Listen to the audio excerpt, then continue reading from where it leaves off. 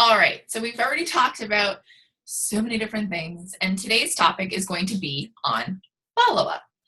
So following up is one of the most important, and I'll say it so loudly, but one of the most important things that you can do. Without follow-up, you're actually just hauling buckets. You're not building the pipeline that is going to support you and build financial freedom and residual income for many years to come. Following up is one of the most crucial aspects of your business. And my hope is that throughout this little video training, whatever you want to call it, that I can give you guys some really concrete tips on how follow-up has completely changed for me. Some different ideas and things like that will really help you guys along your journey. So let me share my screen with you. So all I have pulled up here is the Boss Babe Training Academy, the guidebook. And this guidebook, along with in the actual videos on the course pages, this guidebook is going to have very similar things. This is something that you can save for years down the road, so you don't always have to be going back into the course. You know those times when you know you've seen a link somewhere, but you can't necessarily figure out where it was from? This guidebook will be something that you can use for a long time. This guidebook is also something that you can share with your team. However, please keep the training modules to yourselves, okay? So there's some stuff here. There's some different links that have really helped me.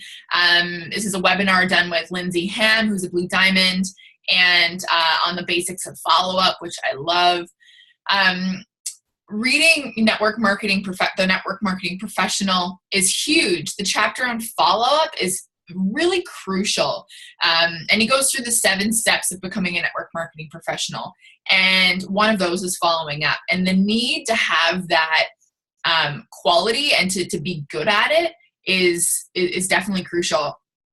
I love Tiffany Peterson. She's one of my absolute favorite people in the entire world. And the law of 4 interactions with Tiffany Peterson, the law of the harvest, habits equal results. These are all things that I have found to be really highly beneficial with regards to your building your business and helping to understand follow-ups. So one thing that Tiffany mentions in this, and I believe it and know it to be true, and I actually extend it a little bit further, the law of 4 interactions. So Tiffany talks about the fact that when you're building a relationship with somebody, you need to have 4 interactions, or often it'll take 4 interactions before somebody buys what you're selling or somebody has that trust in you. So when you are following up with somebody, and maybe you've mentioned oils to somebody and you followed up with them once, and you're like, oh, I'm done. I'm bugging them. I'm one of those people. Oftentimes, it's going to take a minimum of 4 interactions before they have that trust in you, so that before they have enough trust in you to actually buy what you're selling, to buy that kit, to jump on board with the business opportunity. There's a lot of studies that show that it takes 80% of people won't purchase until I think it's the 8th to 12th contact with somebody. So I don't ever stop following up with somebody. However, I will change my wording, and we'll talk about that in a little bit.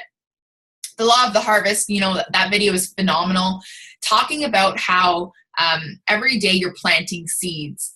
And just because the seeds might not be growing today doesn't mean that in 6 months from now, you're not going to experience a huge harvest. And the seeds that you're sowing and you're putting all this work and effort into will grow. You cannot prevent a harvest. It's going to happen.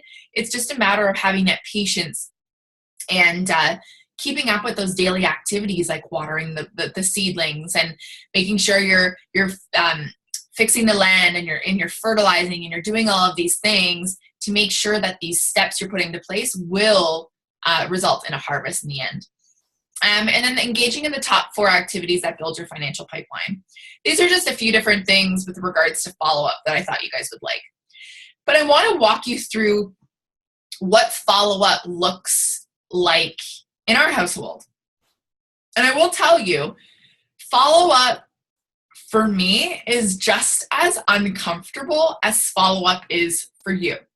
So people will often say to me, oh, well, you're a diamond. That stuff probably doesn't bother you anymore. And you've been doing it for so long, or you're so good at follow-ups. Just because I've hit the rank of diamond and I'm working towards blue and presidential doesn't mean I've perfected this, right? I still don't like follow-ups. And some people love them, some people hate them, but it's a necessary aspect of your business. And it's something that you're going to have to do regardless of if you like it, right? There's always those things that you're going to have to do that you don't like. And follow-ups for me is one of them.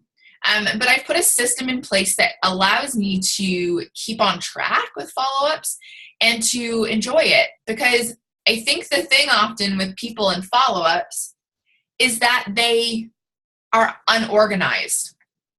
And you guys can correct me if I'm wrong, but I think for a lot of people, they don't like follow-ups because they're not organized, and follow-ups take a long time because they have to find the page in their notebook that they put the person's name down on and yada, yada, yada. Okay, so I've created this amazing contact tracker. It's actually something that I've used for the entirety of my business. Obviously, this is a blank one for you guys to use for your own use. So to use this is in the guidebook, the link for this. Go to File, sorry, the dog scared me. Go to File and make a copy and make this your own. This is mine. And so all of your contacts will actually show up in mine. So make a copy so that you can make your own. Change the name, do whatever you want to do. But this is where every single person that I am in contact with gets placed. And you might think, well, this is a lot of information. It is. However, when the time comes that I need to follow up with them, it'll take me 2 seconds because I have their name, their email, and what their pain points were. And when I followed up with them last, what I might have said, whatever. So this is huge. And so I will always put people into this. And I'm talking like the people who gave me a business card, they go in here. The people who reached out to me with regards to maybe information on oils, they go in here. The people who replied to a post I put up about sampling, they go in here. The people who came to a class who filled out a prize drawing slip but didn't order, they go in here. Every single person goes in here. And I love having this tracker because it actually challenges me to, first of all, ask people for their information. And the second thing, to communicate with people so that I know their pain points. So if I'm chatting with somebody at a class and they're not ready to buy a kit just yet, they're filling out their little sheet, their price drawing slip, and I say to them, hey, maybe what are some of your pain points? What are some things that oils might be a help for? And I always throw that on the top of the sheet so that when I come home, I throw their information into my tracker and I've got pain points. So I remember things about them that I can put in here as a form of connection. Okay, so obviously you want their name. You want the date that you sampled them. So for instance, this person here, I sampled them on August 10th. I then put here sampled, just so it's easy, quick glance. You can then look at their email's there. If you sent them a sample, what did you send them? And then the pain points. This is if you sent them a sample or if you didn't send them a sample, this is something that you're going to fill in. So if you sent them a sample, why basically would you send them these samples? What were their pain points? What things did they communicate with you that they really needed help with? When was the initial contact made? Like the initial email following the contact or the initial time they emailed you? When was that sent? So that you have that idea of a timeline. And then you'll see here, obviously, the law of 4 contacts. And then I extend this beyond if I need to. But I have first, second, third, fourth. And there are people on mine that I've extended to 12 because finally they enroll on the 12th contact. And then you'll see here I've added, when did they enroll? And then this here, the 90-day mark. So for those of you who've been building for a little while, you'll know that in 90 days following a enrollment, somebody is able to be upgraded to a wellness advocate. And when they upgrade to a wellness advocate, you're able to move them again. This is something that's talked about in the placements webinar that comes a little bit later. But this is something that's really important for me. I always mark down the 90-day mark. So when their 90-day upgrade is available for them to be moved again, I always write that into my calendar, because chances are that somebody enrolls, you support them for 3 months, the 90 days, you add value, you connect with them. Chances are in 90 days, they're at least going to want to share these oils with people. People love their oils. They're going to want to talk about them with other people. So why not reach out to that person and say, hey, let's get you on some LRP. Let's chat about that. And let's upgrade your account so that you can actually share these oils with other people. And then you as the business builder, get the opportunity to move them again. So this is what I usually will track, and you'll see in the guidebook I say from sample or prior to sample to enrollment. So beyond enrollment, nothing else gets marked in this thing here, okay? Once somebody enrolls, they then get transferred to my customer support tracker. Why? Because following enrollment, I don't forget about people, right? Following enrollment, it's not like you just say, okay, they've enrolled, whew, done. Because that's hauling buckets. Blanked out for a sec. That's hauling buckets. Support, adding value, getting people on LRP, teaching about the power of LRP is where you're going to be building your pipeline. This is where residual income comes in. Because I can tell you now that I can continue enrolling 20 people a month if I really wanted to, or I can enroll 20 people every 6 months, but get those 20 people on an LRP of 150 or 200, and it's going to be the exact same amount of value or volume, right? So this is where things come into play. In the customer support tracker, I'm going to zoom in so you guys can see this a bit better.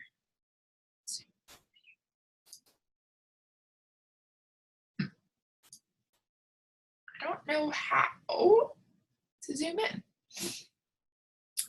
That's okay.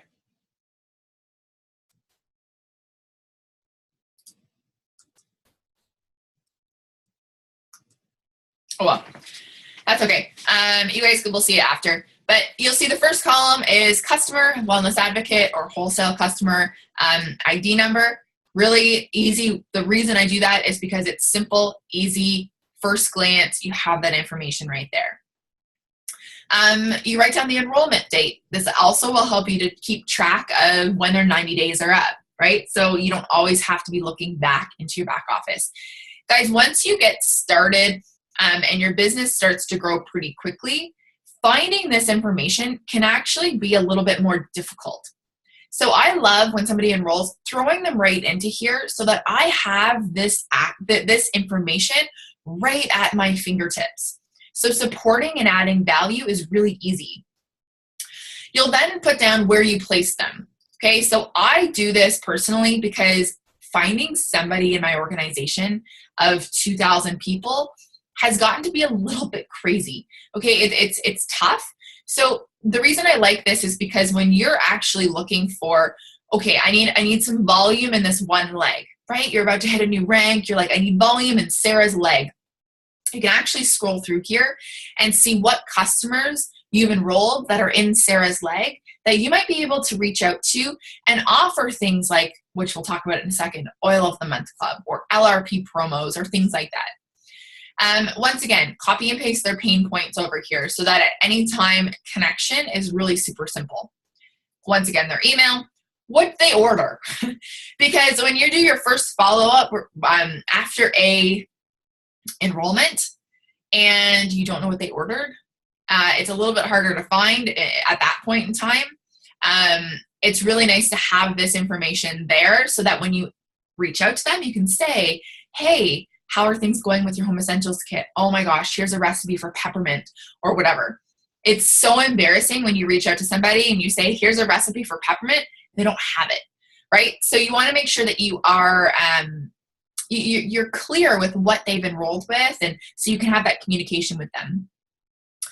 What support and value did you provide? So what did you add them to? Did you add them to a group? Okay, did you send them a welcome email? This is something that my team does. I'm not sure if for those of you who are on different teams, I'm not sure if that's something that you have done with your team, but everybody gets a welcome email. Really just whatever value you want to add to that email, throw in there. So then you write, okay, I did a welcome email. Oh, okay, or welcome call, sorry. I haven't done a welcome call yet. Okay, not yet, there it is. And you can mark in here, I actually connected with them, and here's the date, or whatever you're gonna add. When did you follow up with them with regards to the welcome email or welcome call? Oil of the Month Club is something that my team has started. It actually came from a presidential diamond out of the States, Sarah Jansen. Sarah Jansen had this idea of an Oil of the Month Club. And what Oil of the Month Club is it is a program that you run with specific individuals in your organization. So remember I mentioned here, okay, it's nice to know where placement is, because if you're always short volume in Sarah's leg, right? So say you're about to hit Premier and you're always short about 500 or 600 volume in this one girl, Sarah's leg. This is how I would work Oil of the Month Club. I'd scan through here, I'd see all of the wholesale customers who I've enrolled that I have in Sarah's leg. So say there's 3 of them, 3 people here. I'm going to reach out to them and offer them Oil of the Month Club. Oil of the Month Club is not something you're going to offer to everybody. The reason being is that what it is you teach people to place 125 PV LRP order for 3 months between the 1st and the 15th. The Oil of the Month Club, the Oil of the Month that they're going to get is actually from doTERRA. So they're going to get the product of the month for the 3 months that they order. And after the 3 months that they've committed to 125 PV LRP order, you're going to send them a gift. And this gift can be something a little bit more exciting. So it depends on the person.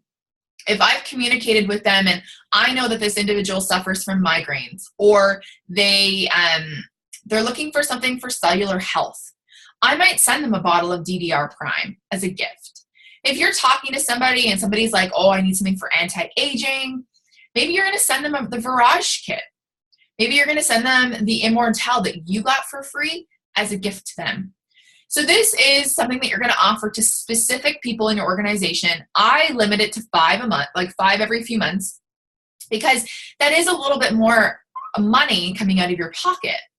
However, if you need 600 volume to hit silver, or you need 600 volume to hit Premier, or whatever you're working towards, and this is a great, this is the best way for you to tackle and get that 600 volume to fill in that leg. I am a firm believer, and if somebody hops on LRP and you offer them Oil of the Month Club for 3 months, they're not going to get off of that. LRP is something that they're going to stay on because they've seen the benefits in their body. They have received value from you, and they're going to stay on that forever. So this allows you to fill in, if they're on LRP when they started it, what offer you gave them. So what oil did you offer them? Did you offer them the Virage skincare kit, and then 3 months rolls by and you totally forget what you offered them? This is a nice way to have that all there. If you sent the gift, when did you send it? And then here, it's just some added information that you guys can follow up with. This is the easiest way for you to really connect and keep into contact with people. I'm going to pull up my favorite follow-up email link. If I can find it.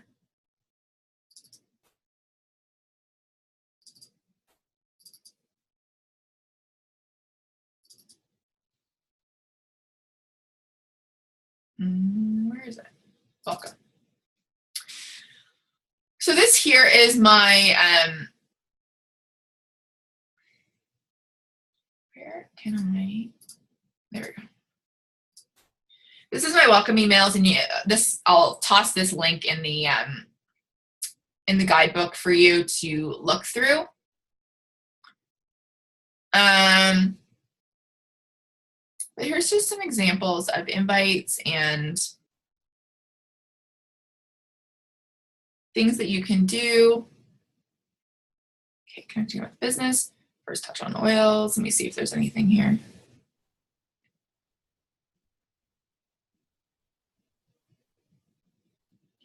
Here's just some examples of follow-up emails. Hope you're doing well and continuing to love your oil journey. I don't normally send emails on Sundays, so wanted to make sure you saw this. There's a little special tucked within this that expires for me tonight. There's an incredible promo available to all Canadians that expires. So this is when the LRP promotion for Canadians was 30% back. Adding whatever I can add here. It's an incredible reward program. Here's a great LRP document that I share with those that are interested. It answers every question. I swear by LRP. I can order my healthy and all-natural products that I use monthly. This is one of my favorite lines I love adding to follow-up emails because it creates a sense of urgency and makes people feel supported. So I always, at the end of my email, will add in, like, my signature has my phone number. And I'll often say, hey, I'm in my home office all afternoon, and I'll put like from 2 till 6 or whatever, if you'd like to hop on the phone. I've actually had a lot of people connect with me this way because they feel special, because it's not often that I open up my phone line or give my phone number to somebody to call me on a random day. But this creates a nice sense of urgency for people to call you or contact you with regards to whatever question they have. This is another one that I send out often. Hey, how are you? I wanted to circle back and see if you had any questions, re-essential oils. We have a neat promo happening. It doesn't happen very often, that I wouldn't want you to miss out on. You see here, I create a sense of curiosity. So chances are she's going to actually contact me and ask what that promo is, because I don't talk about it in the email. And then I did the home office thing again. I'm in my home office today until 4 p.m. if you'd like to hop on the phone for a call. Funny enough, this girl here is actually now enrolled as a business builder, because it took me about 12 contacts for her to enroll, and it took me another 4 or 5 for her to actually commit to being a business builder.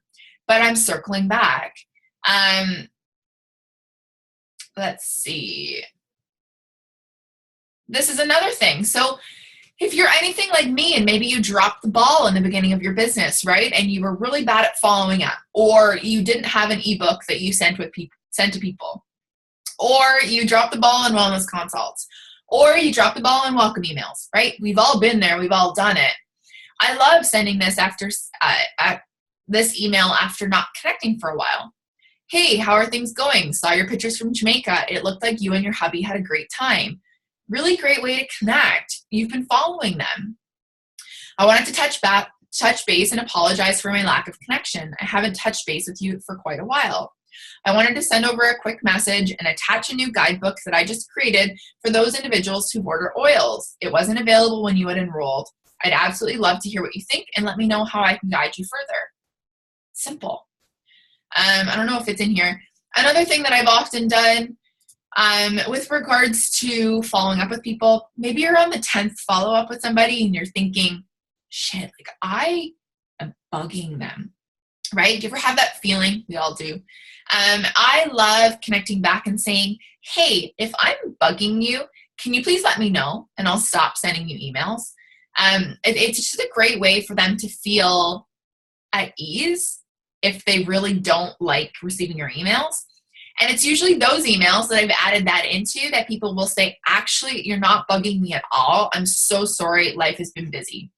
Or that email gets sent, they find it in their junk mail, they realize there's 5 other emails in there, and they're like, oh my God, I'm so sorry. I did really want oils. The email just got lost. So follow-up is so important in your business. And the easiest way for you to follow up is to have something scheduled in your day planner, your system, whatever you use to schedule your time, have follow-ups in there. So whether it's Wednesday morning at 10 to 11 that you do your follow-ups, or it's the first day of the month, Or if you're planning for a rank advancement, maybe it's the 15th. I love following up early in the month so that I have a long leeway prior to month end to really get my my bearings and kind of have an understanding of where I am with my numbers, where people have heard from me, and I'm not necessarily following up with them on the 30th, the morning of the 30th, because I'm like so close to hitting a rank. Follow-up is an important thing you want to do regularly so that when the time of the month comes that you're like, okay, I'm pushing for silver or I'm pushing for premier, whatever rank you might be going for, you are ready and you have that time to go. So I hope this helped you, and I hope that follow-ups become a favorite part of your routine.